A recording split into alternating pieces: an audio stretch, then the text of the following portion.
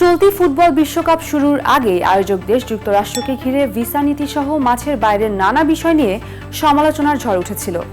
এবার সেই বিতর্কের তালিকায় যুক্ত হয়েছে মাঠের ভেতরের একটি নতুন নিয়ম, হাইড্রেশন ব্রেক। ম্যাচের বয়স 20 মিনিট পেরুলে রেফারির বাঁশিতে আচমকাই থেমে যায় মাঠের উত্তেজনা। যুক্তরাষ্ট্র, মেক্সিকো ও কানাডার গরম ও আর্দ্র আবহাওয়া থেকে খেলোয়াড়দের সুরক্ষা দিতে প্রতি অর্ধে 3 মিনিটের বাধ্যতামূলক বিরতি চালু করেছে ফিফা।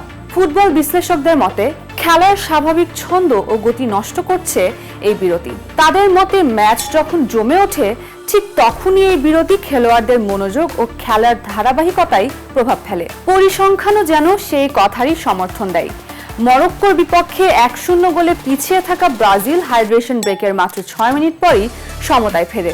ম্যাচ শেষে ব্রাজিল কোচ কার্লো অ্যানচেলোত্তি স্বীকার করেন, বিরতির সেই 3 মিনিটে তিনি দলের কৌশলগত পরিকল্পনায় বড় পরিবর্তন এনেছিলেন। ফলে যে দল ম্যাচে আধিপত্য বিস্তার করছিল তাদের ছন্দ ভেঙে যাওয়ার ঝুঁকি তৈরি হয়, আর পিছিয়ে থাকা দল পায় নতুন করে ঘুরে দাঁড়ানোর সুযোগ। তবে বিতর্ক শুধু কৌশলগত দিকেই সীমাবদ্ধ নয়। সাবেক ইংল্যান্ড স্ট্রাইকার ইয়ান রাইট সহ অনেক সমালোচকদের দাবি, এই বিরতির অন্যতম উদ্দেশ্য হলো মার্কিন সম্প্রচার সংস্থাগুলোর জন্য অতিরিক্ত বিজ্ঞাপনের সময় তৈরি করা।